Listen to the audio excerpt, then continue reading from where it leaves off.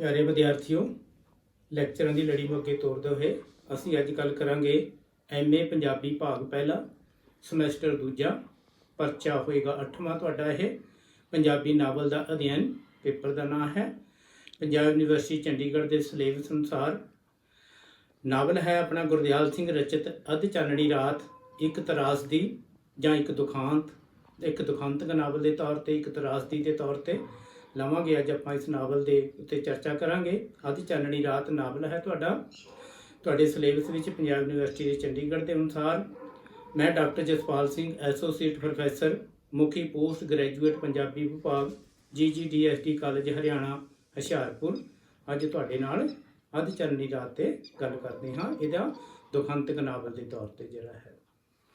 ਪਿਆਰੇ ਵਿਦਿਆਰਥੀਓ, ਤਰਾਸਦੀ ਕੀ ਹੈ, ਦੁਖਾਂਤ ਕੀ ਹੈ, ਇਸ ਸੰਬੰਧੀ ਵੱਖ-ਵੱਖ ਵਿਦਵਾਨਾਂ ਨੇ ਬੜੀਆਂ ਪਰਿਭਾਸ਼ਾਵਾਂ ਦਿੱਤੀਆਂ ਹਨ।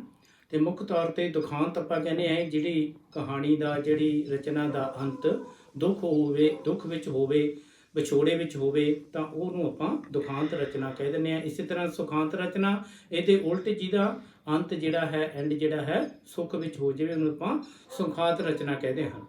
ਪਰ ਤਰਾਸਦੀ ਦੀ ਪਰਿਭਾਸ਼ਾ ਜਿਹੜੀ ਹੈ ਕਾਵਿ ਸ਼ਾਸਤਰ, ਅਰਸਤੂ ਦੇ ਕਾਵਿ ਸ਼ਾਸਤਰ ਵਿੱਚ ਸਾਨੂੰ ਉਹਦੇ ਵਿੱਚ ਮਿਲਦੀ ਹੈ, ਜਿਹਦੇ ਸੰਬੰਧ ਵਿੱਚ ਡਾਕਟਰ ਰਜਿੰਦਰ ਸਿੰਘ ਦੱਸਦੇ ਹਨ ਕਿ 19ਵੀਂ ਅਤੇ 20ਵੀਂ ਸਦੀ ਵਿੱਚ ਤਰਾਸਦੀ ਦਾ ਵਿਵੇਚਨ ਅਰਸਤੂ ਦੇ ਕਾਵਿ ਸ਼ਾਸਤਰ ਵਿੱਚ ਦਰਜ ਤਰਾਸਦੀ ਦੀ ਵਿਆਖਿਆ ਦੇ ਆਧਾਰ ਤੇ ਤਰਾਸਦ ਨਾਟਕ ਦੇ ਸੰਰਚਨਾਤਮਕ ਵੇਰਵਿਆਂ ਦੇ ਨਾਲ ਤਰਾਸਦੀ ਦੀ ਪ੍ਰਕਿਰਤੀ ਉੱਪਰ ਵੀ ਕੇਂਦਰਿਤ ਰਿਹਾ ਹੈ।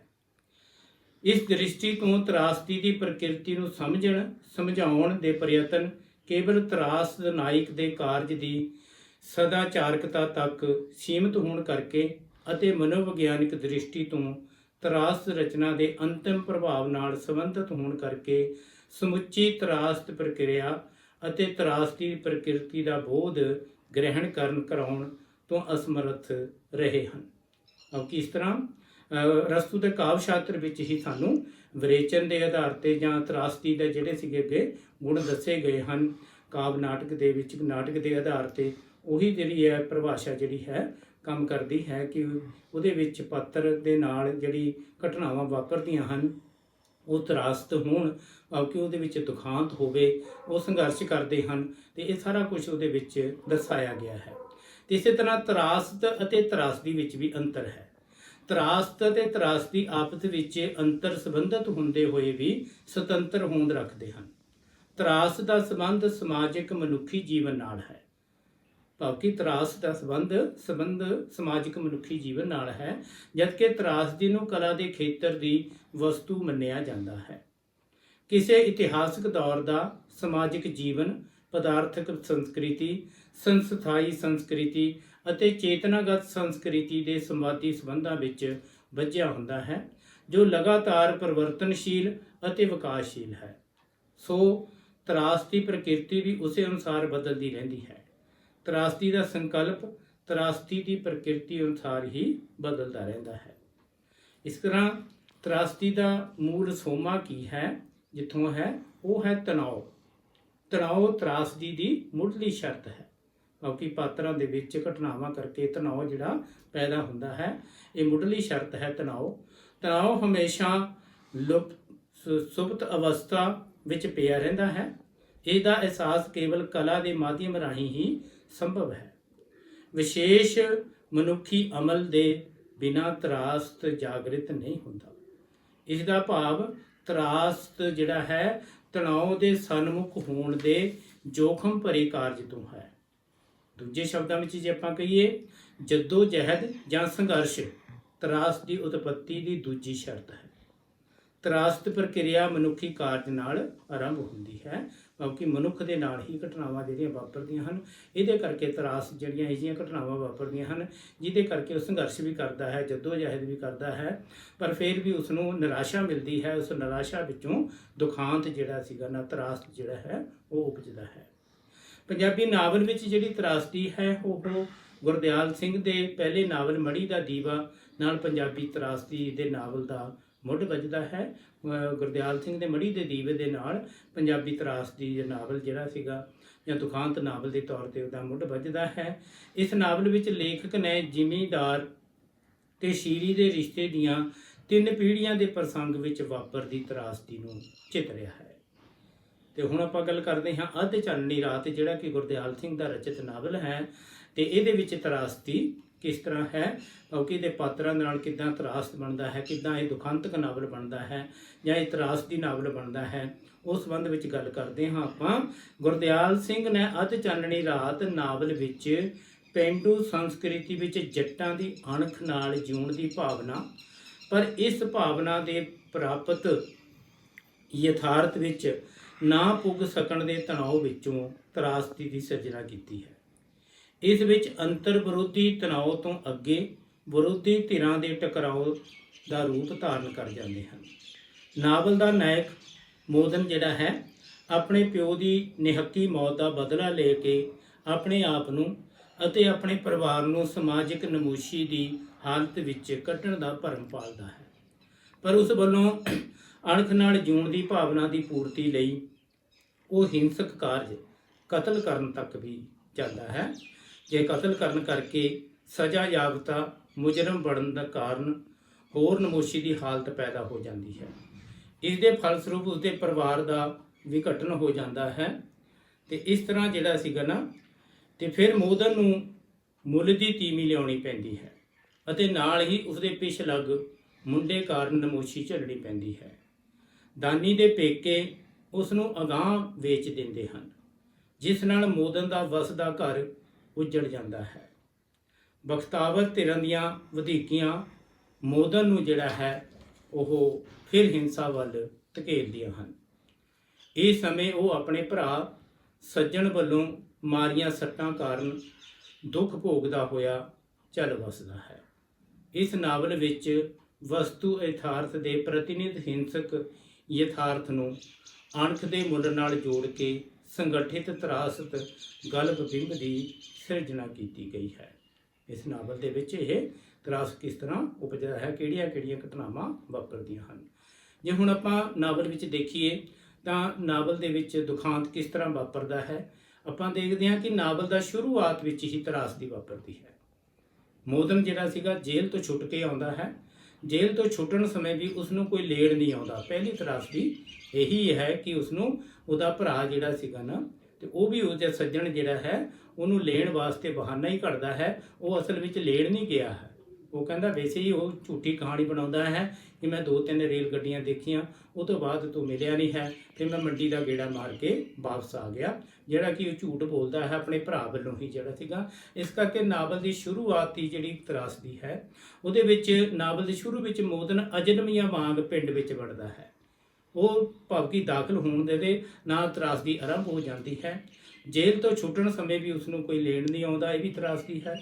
ਤੇ ਇਸ ਤਰ੍ਹਾਂ ਪੁਰਾਣੇ ਘਰ ਦੀ ਹਾਲਤ ਦੇਖ ਕੇ, ਜਿਸ ਘਰ ਦੇ ਉਹ ਜੇਲ੍ਹ ਵਿੱਚ ਬੈਠਾ ਸੁਪਨੇ ਲੈਂਦਾ ਸੀਗਾ, 2-4 ਦਿਨਾਂ ਬਾਅਦ ਕਿਤੇ ਨਾ ਕਿਤੇ ਉਸ ਘਰ ਦਾ ਉਹਨੂੰ ਸੁਪਨਾ ਆਉਂਦਾ ਸੀਗਾ। ਉਸ ਘਰ ਦੇ ਵਿੱਚ ਕਿੰਨਾ ਸਮਾਂ ਗੁਜ਼ਾਰਿਆ ਸੀਗਾ ਉਸਨੇ ਆਪਣਾ, ਬਚਪਨ ਤੋਂ ਲੈ ਕੇ ਜਵਾਨੀ ਤੱਕ ਉਸ ਘਰ ਦੇ ਸੁਪਨੇ। ਪਰ ਜਦੋਂ ਉਸ ਘਰ ਨੂੰ ਆ ਕੇ ਦੇਖਦਾ ਹੈ ਤਾਂ ਉਹ ਧਾਹ ਮਾਰ ਕੇ ਰੋਂਦਾ ਵੀ ਹੈ ਵੀ ਉਸੇ ਘਰ ਦੀ ਹਾਲਤ ਦੇਖ ਕੇ, ਉਹਦੀ ਵੀਰਾਨਗੀ ਦੇਖ ਕੇ, ਉਹਦਾ ਉਜਾੜਿਆਪਣਾ ਜਿਹੜਾ ਦੇਖ ਕੇ ਉਹ ਉਸ ਦੀ ਹੌਂਕਾ ਭਰਦਾ ਹੈ ਕਿ ਕਿਸ ਤਰ੍ਹਾਂ ਉਹਦੇ ਘਰ ਵਿੱਚ ਜਿੰਨੀ ਉਹ ਸੁਪਨੇ ਵਿੱਚ ਦੇਖਦਾ ਸੀਗਾ ਤੇ ਆਪਣੇ ਦੋਸਤਾਂ ਨੂੰ, ਆਪਣੇ ਜਿਹੜੇ ਨਾਲ ਦੇ ਕੈਦੀ ਸੀ ਉਹਨਾਂ ਨੂੰ ਦੱਸਦਾ ਵੀ ਸੀਗਾ, ਤੇ ਹਰ ਰੋਜ਼ ਸੁਪਨੇ ਵਿੱਚ ਉਹ ਘਰ ਆਉਂਦਾ ਸੀਗਾ। ਉਹਦੀ ਹਾਲਤ ਕੀ ਹੋਈ ਹੈ, ਇਹ ਵੀ ਇੱਕ ਵੱਡੀ ਤਰਾਸਦੀ ਜਿਹੜੀ ਹੈ ਨਾਵਲ ਦੇ ਸ਼ੁਰੂਆਤ ਦੇ ਵਿੱਚ ਸਾਨੂੰ ਦਿਖਦੀ ਹੈ। ਓਪਰਿਆਂ ਵਾਂਗ ਬੇਗਾਨਿਆਂ ਦੇ ਵਾਂਗ ਉਹ ਆਪਣੇ ਪਿੰਡ ਵਿੱਚ ਹੀ ਫਿਰਦਾ ਹੈ। ਇਹ ਇੱਕ ਆਪਣੇ ਪਿੰਡ ਦੇ ਲੋਕਾਂ ਦੀ, ਆਪਣੇ ਪਿੰਡ ਵਿੱਚ ਰਹਿਣ ਵਾਲੇ ਦੇ ਬੰਦੇ ਦੀ ਆਪਣੀ ਤਰਾਸਦੀ ਹੁੰਦੀ ਹੈ। ਇਸ ਤਰ੍ਹਾਂ ਉਸ ਨੂੰ ਵਿਰਸੇ ਵਿੱਚ ਮਿਲਦੀ ਤਰਾਸਦੀ ਹੈ, ਕਿਉਂਕਿ ਵਿਰਸਾ ਹੀ ਉਹਨੂੰ ਇਸ ਤਰ੍ਹਾਂ ਮਿਲਿਆ ਹੈ ਕਿਉਂਕਿ ਇੱਕ ਤਾਂ ਗਰੀਬ ਪਰਿਵਾਰ ਸੀ ਵਿੱਚ ਪੈਦਾ ਹੋਇਆ, ਜ਼ਮੀਨ ਥੋੜ੍ਹੀ ਹੈ, ਗੁਜ਼ਾਰਾ ਮੁਸ਼ਕਲ ਨਾਲ ਹੁੰਦਾ ਹੈ, ਕੋਈ ਮੁਸੀਬਤ ਪਈ ਤਾਂ ਜ਼ਮੀਨ ਇੱਦਾਂ ਦੇ ਪਰਿਵਾਰ ਨੂੰ ਗਹਿਣੇ ਰੱਖਣੀ ਪੈਣੀ ਤੋਂ ਇਲਾਵਾ ਕੋਈ ਹੋਰ ਚਾਰਾ ਨਹੀਂ ਹੁੰਦਾ।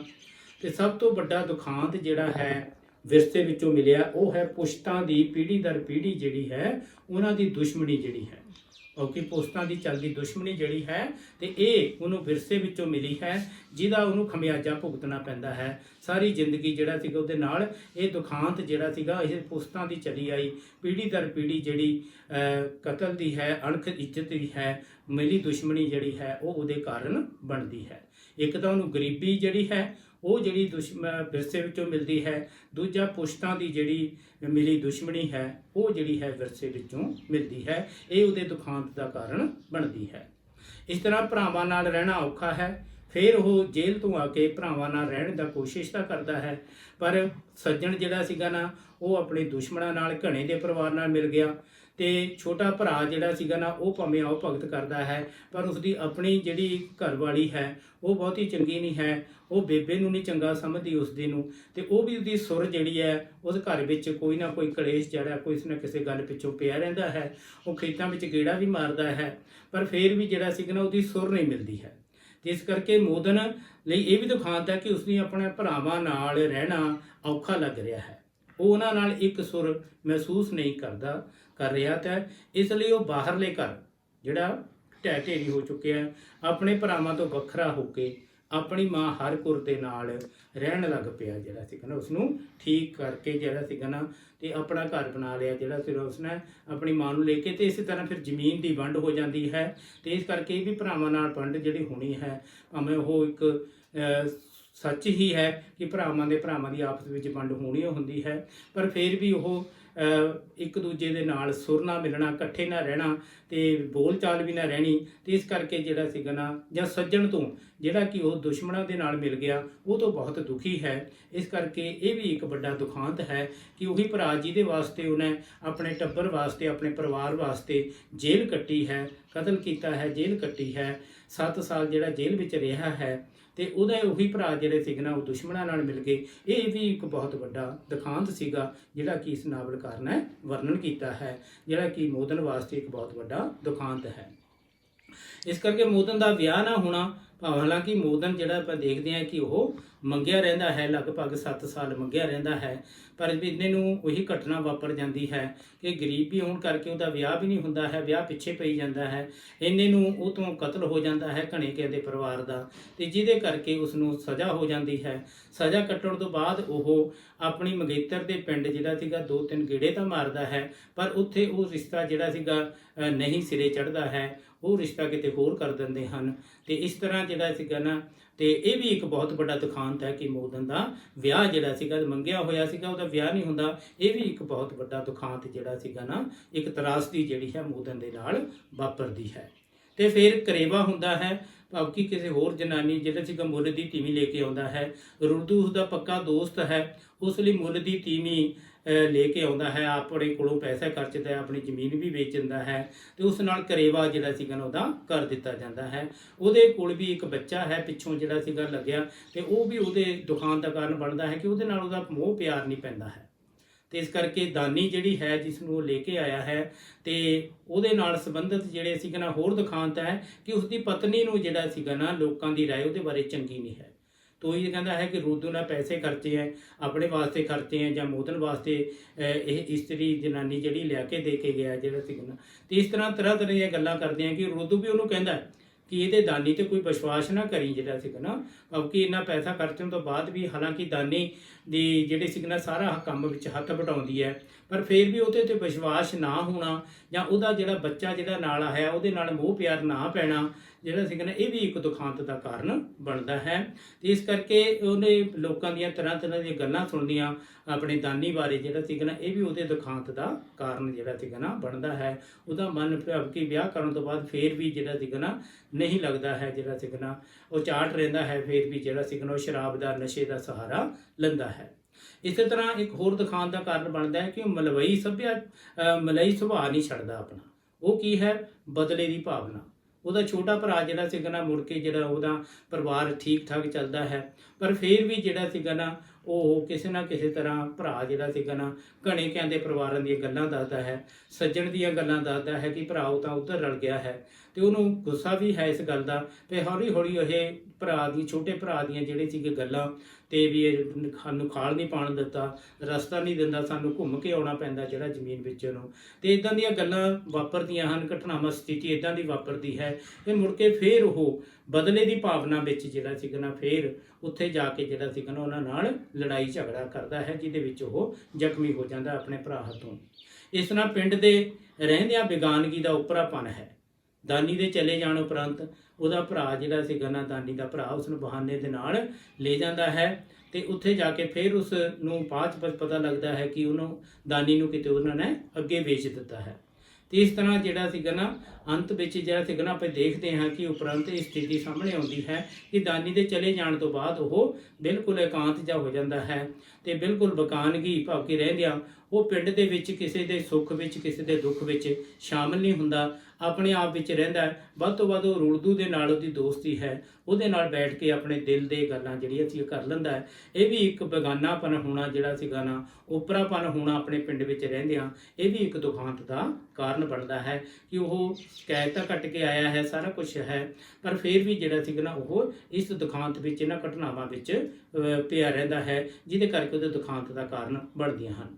ਤੇ ਮੋਦਨ ਦਾ ਭਰਾ ਹੱਥੋਂ ਜ਼ਖਮੀ ਹੋਣਾ, ਕਿਉਂਕਿ ਜਦੋਂ ਆਖਿਰ ਵਿੱਚ ਉਹ ਸ਼ਰਾਬ ਪੀ ਕੇ, ਰੁਲਦੂ ਤੇ ਮੋਦਨ ਸ਼ਰਾਬ ਪੀ ਕੇ ਬਦਲਾ ਲੈਣ ਦੀ ਭਾਵਨਾ ਨਾਲ ਲਲਕਾਰੇ ਮਾਰਦਾ ਹੋਇਆ, ਫਿਰ ਉਹ ਜਿਹੜਾ ਸੀਗਾ ਘਣੇ ਦੇ ਪਰਿਵਾਰ ਦੇ ਜਾ ਕੇ ਦਰਵਾਜ਼ਿਆਂ ਦੇ ਉੱਤੇ ਗੰਡਾਸੀਆਂ ਮਾਰਦਾ ਹੈ। ਤੇ ਉੱਥੇ ਜਦੋਂ ਪਿੱਛੋਂ ਰੁਲਦੂ ਵੀ ਆਉਂਦਾ ਹੈ, ਉਹਦਾ ਛੋਟਾ ਭਰਾ ਵੀ ਆਉਂਦਾ ਹੈ, ਪਰ ਇੰਨੇ ਨੂੰ ਉਹ ਆਪਣੇ ਭਰਾ ਸੱਜਣ, ਜਿਹੜਾ ਕਿ ਉੱਥੇ ਘਣੇਕਿਆਂ ਦੇ ਪਰਿਵਾਰ ਦੇ ਵਿੱਚ ਸ਼ਾਮਿਲ ਹੈ, ਤੇ ਉਹਦੇ ਗੰਡਾਸੀਆਂ 2-3 ਮਾਰ ਜਾਂਦਾ ਹੈ, ਜਿਹਦੇ ਕਰਕੇ ਉਹ ਜ਼ਖਮੀ ਹੋ ਜਾਂਦਾ ਹੈ। ਇਹ ਆਪਣੇ ਭਰਾ ਹੱਥੋਂ, ਭਰਾ ਨਾਲ ਜਿਹੜਾ ਸੀਗਾ ਜ਼ਖਮੀ ਹੋਣਾ, ਇਹ ਵੀ ਇੱਕ ਬਹੁਤ ਵੱਡਾ ਦੁਖਾਂਤ ਹੈ ਸਾਡੇ ਸੱਭਿਆਚਾਰ ਦੇ ਵਿੱਚ।